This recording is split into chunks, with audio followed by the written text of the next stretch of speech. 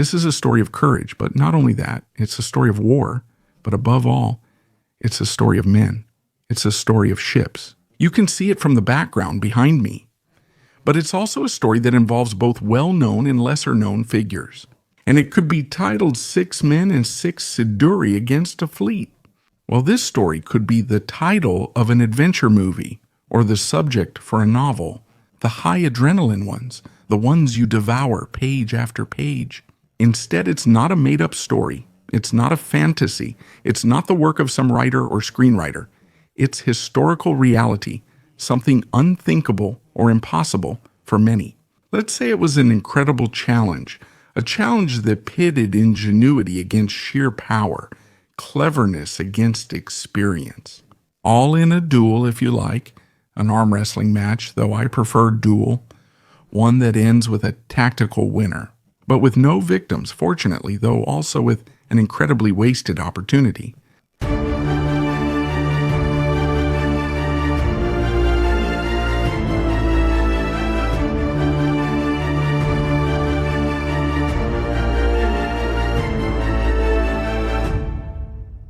It's the night of December 1819, 1941, Eastern Mediterranean. The water is cold, very cold, maybe colder than on other nights, and he is well aware of this. Luigi Duran de la Pin, an officer of the Royal Navy, is in command of what seems to be a suicide mission, but it will be resolved. It's something sensational, something legendary. December 1941. After a year and a half of war, the Mediterranean front is at a standstill. The Italians mostly play defensively after having experienced firsthand the harsh consequences of their military unpreparedness. The Night of Taranto cost them one of the few battleships they had and exposed huge defensive weaknesses. Then there was the tragic shooting gallery on the Night of Matapan. We'll talk about it in a future video. A night that didn't just decimate the heavy cruiser squadron, but even worse, it highlighted the importance of radar and the outdated conception of naval warfare by the Italian High Command. Then there was the issue of the Germans. The submarines, the 10th Air Corps based in Sicily, which on one hand have partially corrected the situation, but on the other hand, exposed the Italian fleet to interception by the British, who, taking advantage of the research by Alan Turing's team at Bletchley Park, used the Ultra machine to decipher Enigma and the encrypted messages that are sent through it. See, Ultra has already cost dearly. The Night of Matapan is an example. The Italians remain unaware, trusting their German allies, the Ultra machine, and each other, more than the big ships, which so far, in hindsight, haven't really brought much satisfaction. They've already tried several times with assault boats. The Royal Navy in the Mediterranean situation is basically based on 2 major bases, Gibraltar and Alexandria, Egypt. Malta is a stronghold in the center of the Mediterranean that resists proudly and above all with a lot of dedication, thanks to the sacrifice of the Maltese people and others as well. From Malta, air raids and submarine attacks are launched against supply ships heading to Libya. But that stalemate we mentioned earlier is due to 2 factors. The first one, we know, is because of the arbor. December 7, 1941, the Japanese Empire enters the world conflict, first attacking the naval base in Hawaii, and then the United States, destroying their battle force. And shortly after, it attacks the British fleet. In the Far East, Kola Pico, the modern Prince of Wales, and the old Renault, 2 important ships to try to contain the expansionist push of the rising sun. Then there's another factor, namely the Germans. The Germans who, at the end of autumn 1941, suddenly find themselves outnumbered in the Mediterranean. The battleship Barham is sunk by a German U-boat. Its sinking, moreover, was captured in a film shot at the time. One of the few films in which you can see a large battleship with the small area among the waves. Other ships are hurriedly sent to the Far East, because at that moment, that's where it is. The biggest lie is a blanket, that of the Royal Navy, which can't be infinite. If you pull it one way or the other, something gets uncovered. The Admiralty moves some forces east, leaving only 2 battleships, the Valiant and Queen Elizabeth, in the Mediterranean. They are old ships, but have been modernized, are efficient, battle-tested, and have an excellent crew. Those of the Royal Navy know this well, as they have clashed with the British so far, and have been able to experience it firsthand. What is the level of preparation of those old ships and their crew? While waiting for a redefinition of the war zones, Admiral Cunningham has nothing left to do but play an increasingly risky game, with the few cards left in his hand. The high-ranking British officer doesn't know it, but his last two battleships in the Mediterranean are exactly the targets chosen by Supermarina for a sensational blitz that should give superiority to the Italian forces. The plan is assigned to the elite 10th Mezzi d'Assalto Flotilla unit. Despite the name, it is not a unit based on anti-submarine motorboats, but a real standby commando group. Trained by Teseo Tesei, the men of the 10th use high-speed explosive boats to attack enemy ships at anchor. It was in this way that in March 1941, shortly before the disastrous night of Matapan, the heavy cruiser York was sunk in Suda Bay. In Crete, Teseo, encouraged by the success in Crete after some initial failures, proposes to attack Malta with a large group of assault troops. But the mission in July 1941 is a real disaster. It costs the life of the very commander of the 10th and several other men. However, the unit is eager to redeem itself and plans an ambitious nighttime assault on another British base, that of Alexandria in Egypt, the largest base, the one that is theoretically impregnable. This time, there are no explosive boats. They operate at night instead of during the day. What about the Mayali? No, it's not the farm pig. That's not what we're talking about. We're talking about the slang name given to torpedoes. Slow running, acronym slow running. Orders change to proceed at a maximum speed of 3 knots, submerged or in reverse at an even lower speed, with a crew of 2 men straddling it. The slow running must be taken under the hull of the target, where the explosive warhead has to be attached to the keel, and then the fuse set. After the operation, the 2 attackers must swim back to their starting submarine to escape. You already understand we're talking about an action that's almost suicidal. Actually, there are plenty of volunteers for that mission. The operation, codenamed GA-3, involves Durand de la Penne and his assistant, diver Emilio Bianchi, Trieste, natives Marcellia, and Schergen, and crew member Martellotta Marino. 3 slow torpedoes, 3 targets. The Valiant and the Queen Elizabeth are the last 2 English battleships in the area. For the 3rd target, priority is given to an aircraft carrier, if there is one in the harbor. If not, attack a large oil tanker. Why? Because a fully loaded oil tanker in a port, if blown up, can set half the bay on fire. However, Operation GA-3 doesn't seem to be off to a good start. The storms force a 24-hour delay. A calmer sea? On December 18, 1941, the submarine Sire, carrying 3 mini-crews and SLC secured on deck, positioned itself before Alexandria's port. Just after 10:30 p.m., the pigs enter the water.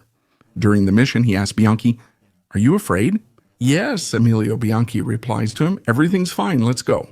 The men get on the vehicles, straddle these torpedoes, maneuver them slowly and as quietly as possible to avoid being noticed, and proceed toward their targets. However, they have to wait for a team of British destroyers to arrive and open the anti-torpedo nets of the dock. At that point, the SLCs enter the bay.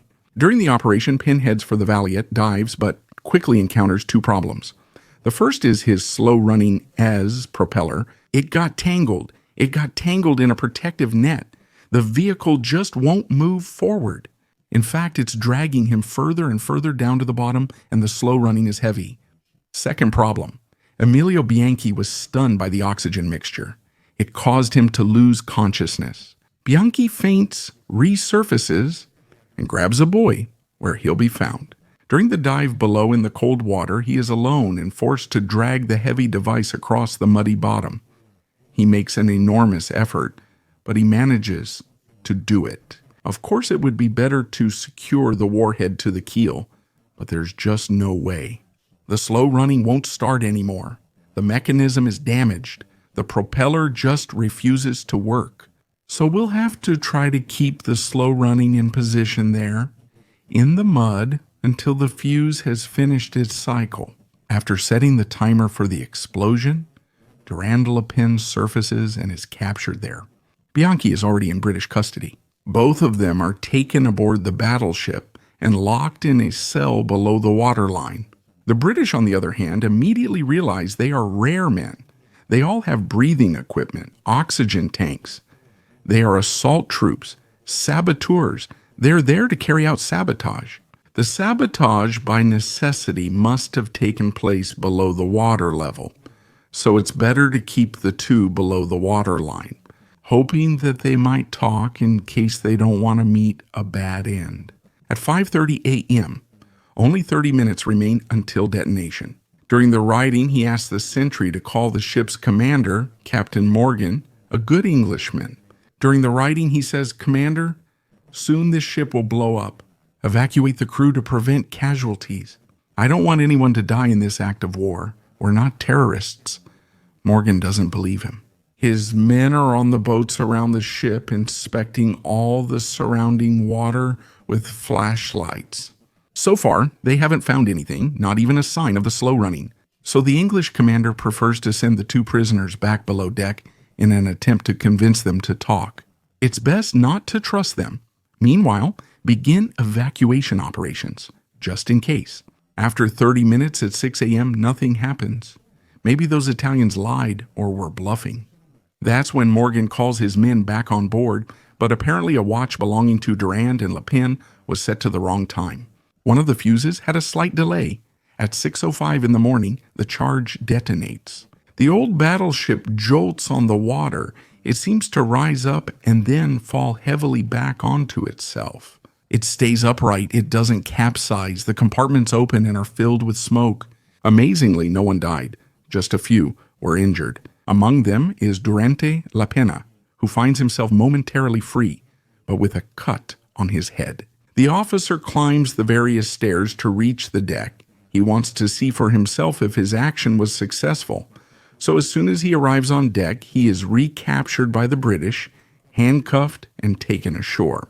The mission isn't finished yet, but Durante La Pena, he's not alone. As mentioned, 2 other crews and 2 more explosions are involved. The Martelota Marino crew, before being discovered, managed to attach the charge to the tanker Sagona. No aircraft carriers were in the harbor. The second one sank. But the incendiary bombs that had been placed all around didn't work. So only the destroyer Jervis, the one that sank the Pola, was damaged, and not even too seriously. The ones who had no trouble at all and carried out a truly textbook mission were Antonio Marsiglia and Spartacus Kergai. The 2 are not noticed by the sentries. They easily attach the explosive warhead to the hull of the Elizabeth, which is also sunk, just like the Valiant, jolting on the water and settling on the shallow seabed without capsizing. No human losses here either. The 2 men from Trieste escape, reach the shore, and exchange their diving gear for French uniforms. Why? There are also some French ships at the Alessandria radio station. Ships that, after the armistice signed at Compiègne, decided to intern themselves. For example, there's the old battleship Lorraine, which at the time of the armistice preferred to throw its breech blocks into the sea and accept remaining there as a prisoner. Does the crew of the Lorraine have permission to go ashore on leave? And Marsiglia and Shergata are pretending to be sailors from the French battleship, but they can't go home either. Why? Even though they managed to fool the English with passable French, even though their French uniforms are perfect, Italian intelligence made an unforgivable mistake. In fact, they were given Egyptian currency, outdated old piastres, which are no longer accepted. Marsiglia repeatedly tries to exchange the banknotes, but is refused each time. The third time, the 2 are reported and captured as they are about to board a train. The mission, it must be said, is a success. Winston Churchill appears perplexed, but also admires the courage of his enemies. 6 Italians, equipped with inexpensive materials, managed to shake the Mediterranean military balance in favor of the Axis. This is what the British Prime Minister wrote in his memoirs. Victory escapes the Royal Navy as the British exploit a peculiarity to deceive Axis reconnaissance units. As we said, the two battleships that were hit settled on the shallow seabed. They did not tilt, they did not capsize. The damage on deck is minimal. Canningham himself notices this, and in the following days orders flag-raising ceremonies, religious services, receptions, and even a concert to be organized on board the two ships, with a clear intention of confusing the enemy. In fact, at Supermarina, no one believes that those two ships are out of commission. On the contrary, by looking at the photos from the reconnaissance planes, they consider them still in perfect working order, so much so that they don't attempt any sorties at sea for months. Only 4 months later, when both ships will leave at reduced speed and with their hulls patched up as best as possible, heading to the shipyards for repairs, the Italians will realize they've been deceived, that they made the wrong assessments. We find all 6 of Alessandria de Gito's men, all 6 of them eventually captured. Their captivity will last almost 2 years. After the armistice of Casabial, they will all be freed and will join the naval forces of the co-belligerent Kingdom of Italy. In March 1945, Luigi Duran de la Penne will receive the Gold Medal of Military Valor, which was initially awarded to him posthumously. He had been reported missing and his family had presumed him dead. And can you imagine pinning it on his chest? Sir Charles Morgan, former Valiant commander and now Rear Admiral, will bestow the honor. Between the two officers, there's no shortage of smiles as they remember that night when they were adversaries while maintaining great respect for each other. It's almost chivalrous, a testament to the brotherhood that unites men in arms, especially those who know how to keep calm. After the conflict, Duran de la Penne finished his career with the new Navy. Then he entered politics, being elected to the chamber, first with the Christian Democracy Party and then with the Italian Liberal Party. To perpetuate his memory, 1 year after his death, on January 17, 1992, the Navy decided to name a new class of missile destroyers after him. Some of these are still in service today. Well, Luigi Duran de la Penne sent a double message with that act of heroism, together with his 5 companions, that nothing is truly impossible, not even the most unthinkable action. But in war, you must stay human and respect your opponent. And remember that no matter how much we may fight for different causes, flags, or countries, we are all human beings. And as Joe Fitzgerald Kennedy said, we breathe the same air, we live on the same planet. Let's never forget that. No war, no matter how brutal it may be, should be fought by losing our humanity.